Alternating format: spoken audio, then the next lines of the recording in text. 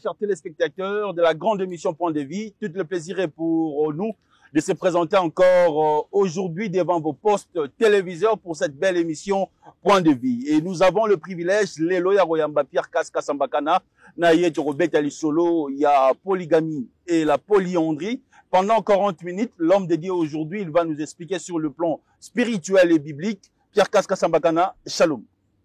Shalom. Privilège à Makasi Royambo Lelo, na première chaîne sur la TNT Entrepreneur Télévision. Une petite présentation par rapport à Bandekonyo, surtout par Rolandayo, na Pokwa Lelo. Pierre Kas, Sambakana Bernard, prédicateur et croyant, le message biblique apporté par le prophète du Seigneur pour éclairer le monde entier au temps de la fin, sauf la nation d'Israël, bien sûr, qui ne peut écouter et suivre seulement un prophète hébreu et présentant des signes d'un prophète, c'est-à-dire ayant des dons spirituels, dons de guérison, dons de prophétie, et autre chose, et même les dons des miracles, comme au temps du prophète Moïse, comme au temps du prophète Élia. D'ailleurs, les deux sont ceux qui ont été programmés parce que gardés encore au ciel jusqu'au temps de la fin, ce temps-ci, pour que après la montée de l'Église, le Seigneur, qui est le Dieu d'Israël, Elohim Israël, puisse les envoyer tous les deux. Vous les trouvez aussi dans Matthieu chapitre 17, du 1er au 4e verset. C'est pour cela que la question a été posée au Seigneur, c'est de savoir pourquoi les scribes disaient qu'il faut qu'Élie vienne premièrement. La réponse était claire. Le Seigneur a dit, Élie viendra premièrement et rétablira toutes choses. Là, il ne s'agit pas d'Élie qui vient avec Moïse, mais il était question d'Élie, du temps de William Branham, et ça a été William Branham, qui vint avec un ministère authentique de la Bible et a établi toutes choses dans l'église primitive de la Bible. Amen. Très bien. Tozali Lelo, na Mbano ya Robert Alisolo, il y a 3e guerre mondiale. Est-ce qu'aujourd'hui, Poutine est dans le main des dieux? On a 4 émissions à Lelo. Est-ce qu'aujourd'hui, le Dieu que nous prions est polygame? On a 4 émissions à Lelo. Est-ce qu'aujourd'hui, les femmes ont le droit de réclamer la polyandrie? Pierre Kaska Sambakana, quelle est la mission principale d'un prophète? Est-ce que Simon Kimbangu et le frère William Marion Branham, ce sont des vrais prophètes? Non, mais ça devait être un sujet à part, mais je vais répondre quand même. Il ne faut pas comparer. Ce sont des questions de curiosité. Oui, Simon Kimbangu n'était pas prophète.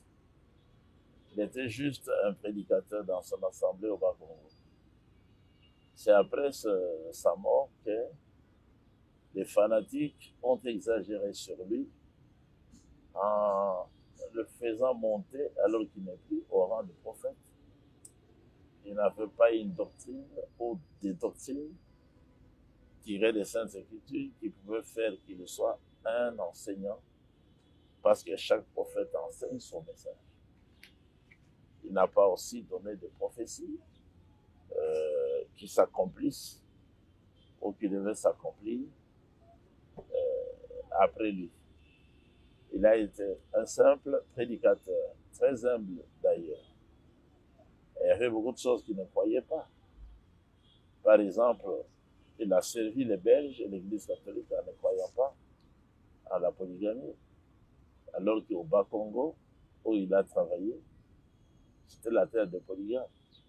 Mais William Branham est un prophète de la Bible, appelé Élie le prophète, qui devait venir au temps de la fin, avec une mission tout à fait spéciale, qui consistait à ramener la foi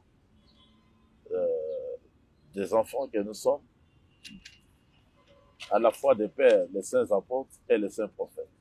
Ce qu'il a fait, il a aussi rétablit les pratiques qui se vivaient, qui se faisaient dans l'église du début. Il possédait aussi les dons de l'esprit, allant même jusqu'au don de discernement. Ministère que seul le Seigneur avait, qui consistait à lire les pensées des gens. William Branham avait tout ça. Il avait quantité de visions par jour et il a enseigné toute la Bible en révélant tous les mystères des Saintes Écritures, les mystères qui étaient écrits dans la Bible et que les gens ne comprenaient pas. Il a enseigné aussi sur le message du temps de la fin. Mais c'est lui qui a enseigné le message du temps de la fin. Le frère William Marion Branham. L'ensemble des mystères qui étaient écrits dans la Bible, mais qui étaient cachés au monde. Il n'y a que William Branham qui vint, revêtu de ce ministère spécial de prophète et d'apôtre, de docteur, de pasteur et d'évangéliste. Il a révélé le mystère de la semence du serpent, ce qui est la porte même de la Bible. Il a révélé que le serpent ancien n'était pas un reptile. Il le devint par la malédiction. Chapitre 3 de la Genèse. Il a révélé par la révélation que Caïn n'était pas le fils d'Adam, mais seulement Abel et Cheth et les autres qui ont suivi. Bon, au chapitre 4 de la Genèse, il a montré qu'il y a un mystère là, que les gens ne découvrent pas lors de la naissance de ces deux garçons, qui sont nés le même jour et au même moment. Caïn sortit premièrement, parce qu'il a été conçu avant Abel, et puis Abel est sorti après, parce qu'il a été conçu dans la même matrice d'Ève après. Ainsi, Caïn était le fils du diable par le serpent, et Abel était le fils d'Yahweh Elohim par son fils Adam. Et voilà pourquoi les deux ne s'entendaient pas. Caïn a tué son frère par la mer. Très bien.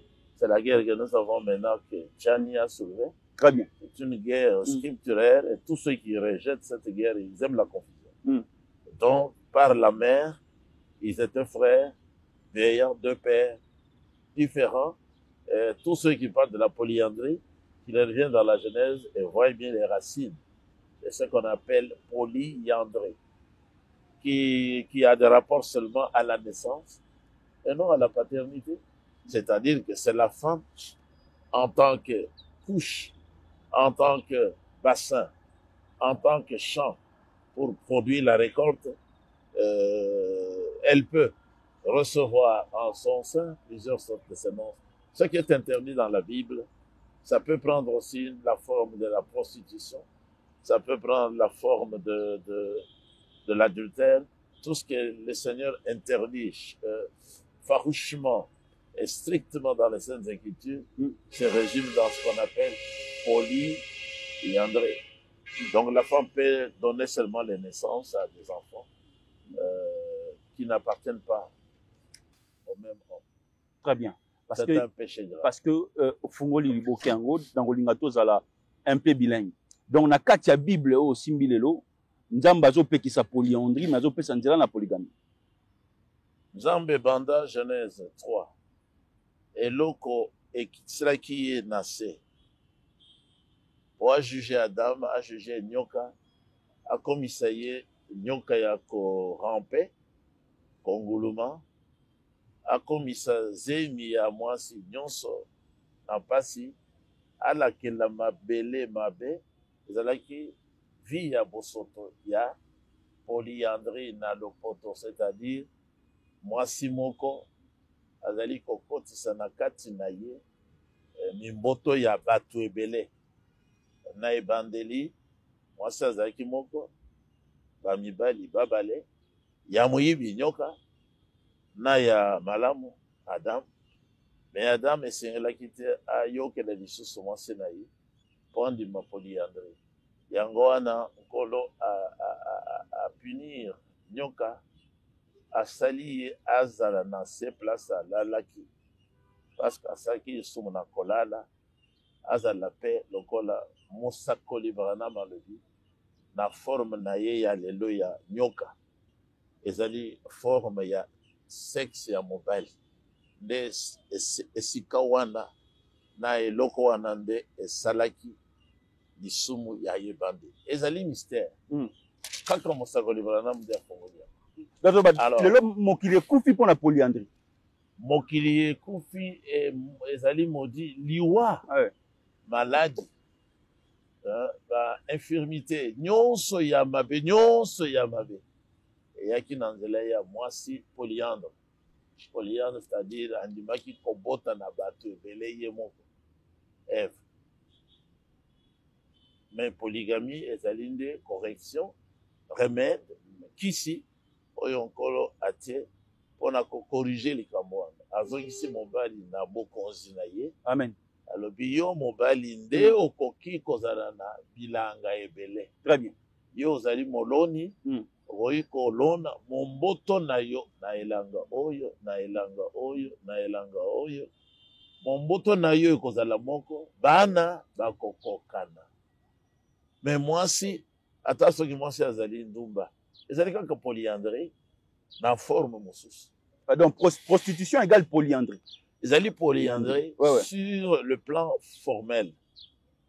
Parce que prostituée ye pe azali na mibali ebele peut-être ayebi ata mon côté mais akondima mobali alona na kati na ye akende na ye mosusu aye bayokani pe atako bayebani kombo te aloni pe akei na ye wana azali prostituée. Très bien. aza na mibali ebele ye pe akoyeba te vraiment bana bauti na motuni. Est-ce que mobali oyo aza na basi ebele tobenga pe ndumba to prostituée?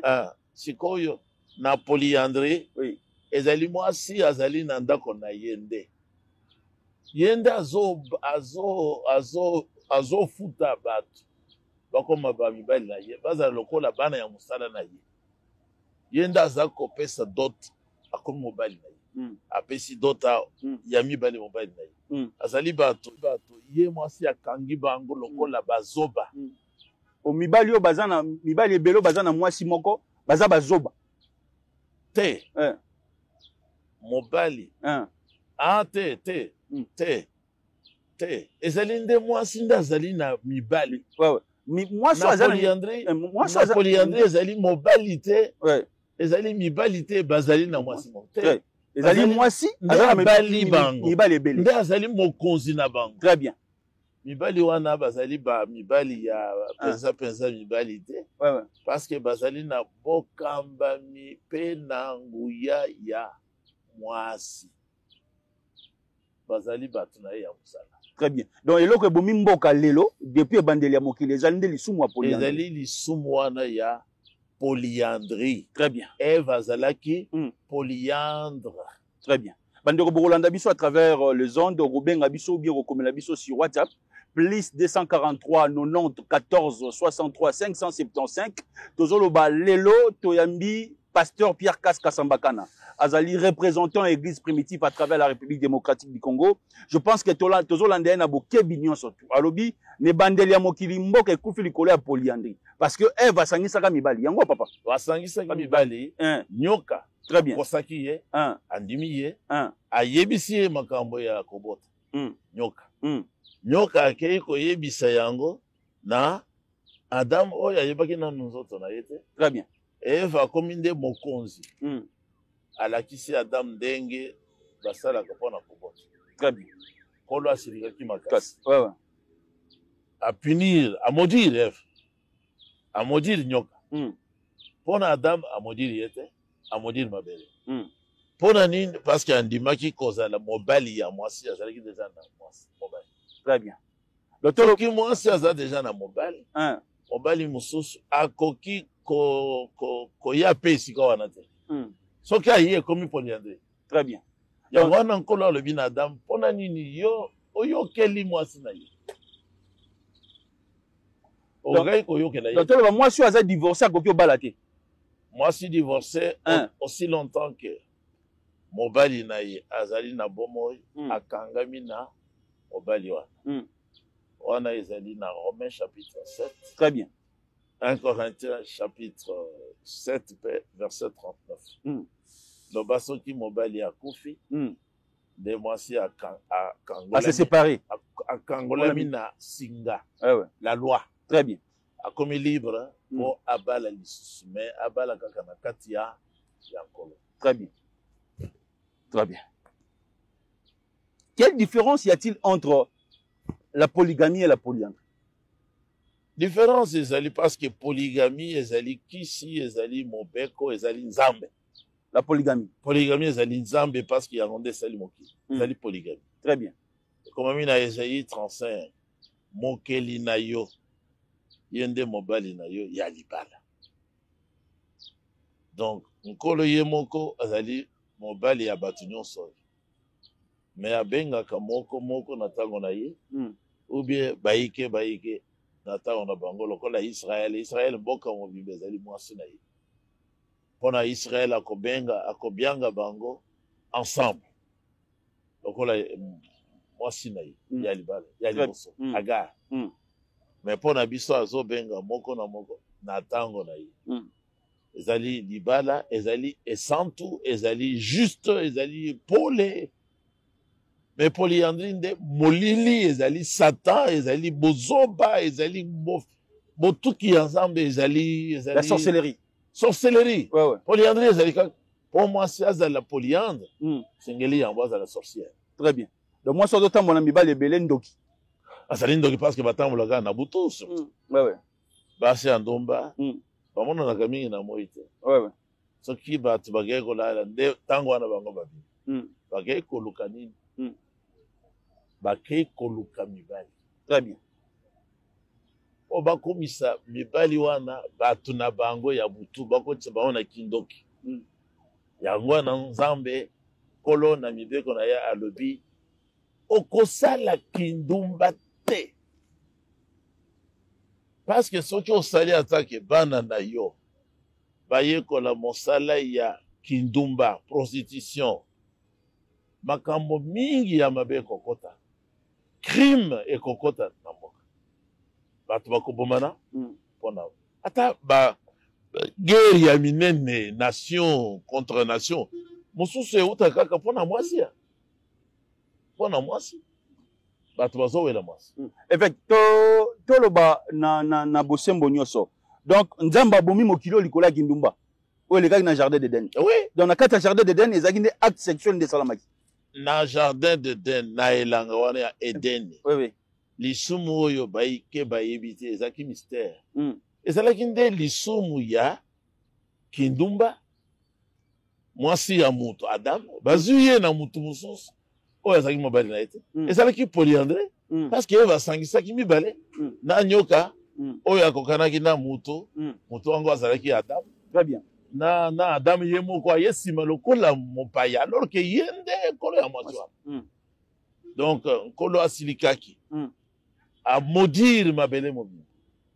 Guerre eza ko choisir place te. Bitumba ezali partout ata na Israël bitumba ezali. Parce que lisumu ebandaki banakala. Makila ezotanga partout. Parce que lisumu ebandaki banakala. Parce que lisumu wana nde kotisaki. Makambo mabe na mokili. Amen. Ti cimetière. Cimetière yango nde eza témoignage ya lisumu. Cimetière parce que nkolo alobaki na Adam. Mokolo kolia mbuma wana ezali nini sexe. Mokolo wana kaka nde kokufa. Alors baliaki yango kaka na mokolo wana Adam asalaki mokolo moko te. Mais tozoyo kalelo ba serviteur de Dieu mususu tozoyo mala ba plateau na biso à télévision balobi na jardin d'Eden ezalaki nde arbre nzete ezalaki. Kasi serpent azalaki arbre. Ah bon. Adam azalaki nzete. Mwasi na ye nzete biso nyonso za banzete. Alors yango na nkolo alobaki bobota mbuma kaka nzete nde botaka mbuma tozali banzete. Yango na Jean-Baptiste Yohana na Matbi alobaki na tango na ye nzete nyonso oyo ekopesa mbuma malamu te nkolo akokata yango akoboka na nzete. Très bien. Donc nzete wana ezali bato biso toza bato. Très bien. Ye moko nkolo alobi na Jean 15 ngai nazali nzete oyo ezopesa le cep oyo ezopesa raisin bambuma ya mike oyo esalaka vin. Amen. Ngai nazali le cep le tronc. Bino bozali bitape.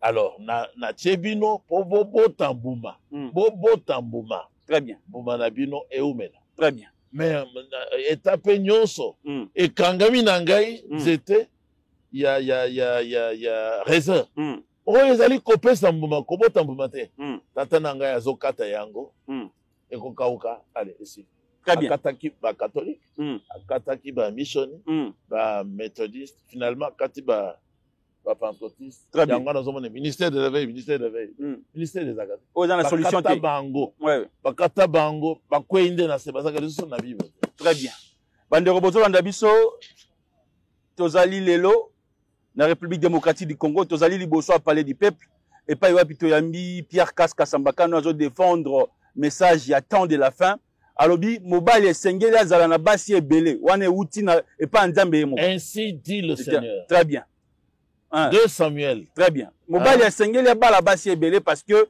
polygamie euti et pas nzambe po azala na bana ebele très bien po na nzambe amen nzambe alingi mutu nyonso oyo akomi mutu azala na ba abotela ye nzambe bana ebele très bien po mokili ya ye nzambe etonda na batu très bien tala ndenge toye kopotana na lingwala tala ndenge bato bazopotana na bumbu kasavu tout ça basite ya kala mais bokende na kinkoli ezali vide très bien bokende na nsele ezali vide très bien tokende boye tie ba Congo mokili nano ezali etondi te très bien problème ezali nde ya bakambi bazala mitema malamu bayeba kokabola richesse amen mutu nyonso a participé na richesse ya Congo très bien très bien entre vous et les autres oyo lelo bouti na enseignement ya frère William Marion Branham nan nazo te lelo message vrai à temps de la fin kaka pasteur Pierre Kass frère Kass ne atika na message lelo yo message ezali confirmé wapi na palais de la nation na sommet de l'état délivrance pour na mboka ezali lobiko pour na mboka pour na mutu nyonso banda na présidence ti na armée ti ba sentinelle soki awa palais de la nation mobeko wana babeti caché basigné tire donc délivrance vous acceptez aujourd'hui que ba député national na biso ba voter loi sur la polygamie et les cas au lieu ya bafanda na butu bazana bana bazobanga bazana bato ozobanga nini yo obali mwasi na yo opesi mbongo baboti bapesi yo ye boyebani oboti bana sikoyo boyebisa ngai bobangaka nani crédibilité hein te kasi bozobanga personnalité parce que mutu lelo akoki kozala na esengo te a présenter na miso ya bato basi 4 basi 5 yango nde honneur mais moto mosusu akotambola na nkuku yango nde honneur kasi yango wana biso en tant que église ya solo toye lokola moi oyo moi ye po oyebake awa libulu ezali awa nayebisi ndeko moko olali place ya mabe okobela panzi donc lumière ya liloba toye nango ezali mpona koloba na bato ke mabe ezali nde mosala bozosala ya kobatama ya hypocrisie ezali condamné na l'apôtre Paul na nkolo mpe kozala poltron te donc yo ozobatama na mwasi na basi bana na yo ozolakisa te yebisa ngai yo oza mobali na ndenge nini mpe oloba te koza chrétien soki ozobanga kozala lokola abraham abombanaki wapi mariage kutu ya mibale mwasi na ye ya liboso nde apesi ye kolo ateste yango apesi ye bana donc yo olobi oza mobali olobi mpe oza mondimi bible yango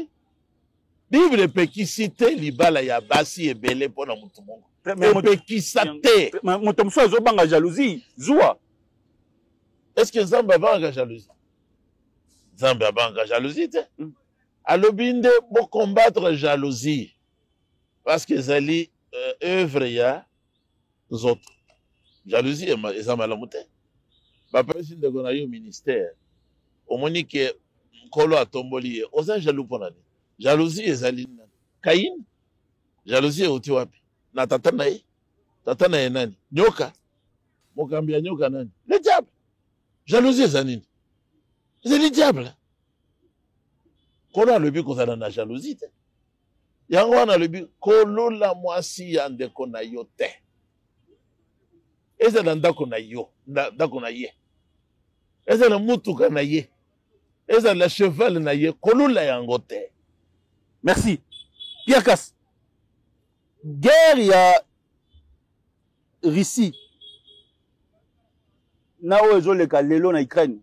Est-ce que frère William Marion Branham alobe la kang? Mais alobi mingi, alobi yango avec précision. Ouais. En tant que Mosakoli ya solo. Alobaki malamu ke nkolo oyo alingaka masumu te. Oyo catholique azo coach ya homosexualité. Ya basi na basi ba lesbianisme. Ba bala na entre bango. Ya kwa adopter bana bo bino mibali moko ko mi mwasi muso ko mubali. Bozoba. Frère Branham Maribo. Nkolo ya lingaka makambo wana ya bozoba te. Akozwa Russie. Atangaki Russie. Mokolo moko bakomela vodka, whisky na bango. Balekisi verre. Bako appuyer bouton wana. Amérique kosila en un jour. En un jour ekozala effacer. Soki bolingi bonote yango. Vatican oya basango. Bonote yango. Ekozala lisusu te. La Russie a kotumba yango wana ezali Apocalypse 17. Kono akojuge yango akotinda moto. Moto mokopela. Bomonaki mboka mobimbe esalaki lisumu a otango papa. Pourtant démon ayakiao. Ba mobiliser batu nyonso bazela bakangi. Pourtant un démon. Pourtant un démon. Le pape c'est un antichrist. Mais c'est lui l'antichrist dont la Bible parle. Donc le pape n'est pas un homme de Dieu, ni encore un serviteur de Dieu. Non, c'est un serviteur de Satan. Le pape, le numéro 1 des serviteurs de Satan, c'est le pape. C'est le pape qui est l'adversaire de la Bible, l'adversaire de Christ. C'est le pape. Alors que c'est le représentant de Satan sur la terre. Donc nous sommes déjà dans la 3e guerre mondiale. Nous y sommes, en plein milieu. Donc Poutine est dans le main de Dieu. Dans la main droite même du Seigneur pour administrer les corrections à des nations qui se disaient chrétiennes, mais qui étaient derrière l'Église catholique pour pécher, pour apprendre aux autres à pécher. Poutine est utilisé par le Seigneur, disons de la Russie. Alors l'Armageddon va se passer comment? L'Armageddon est dans la phase finale. Ouais. Etenia Suka, la fin du monde. C'est-à-dire la Russie. Russie tango est bombardée. Amérique, Italie. Italie est l'incolobatina ba France. Hein? Ba Macron, la France, la Pologne, la Belgique. Pays non sont catholiques. Europe de l'Ouest. Tango Russie est bombardée yango. Na bokoti ya bango na guerre, balingi pas soutenir l'Amérique. Et comme mi pe na Biblia, bakosala musala, ko soutenir la bête, le pape ou Rome. Ti mokolo makambo maloba yankolo ekokisami alors bako kabwana, bakabwani sikoyo. Alors administration et la correction ekote likolo. Poutine a bombardé. C'est-à-dire la Russie. Bombardé. Et Koya, tant que bandaki moqué, et ça le frère Pierre Casse que je suis, n'a annoncé que la guerre mondiale a commencé. Ata bande konangai en Amérique ba yokaki.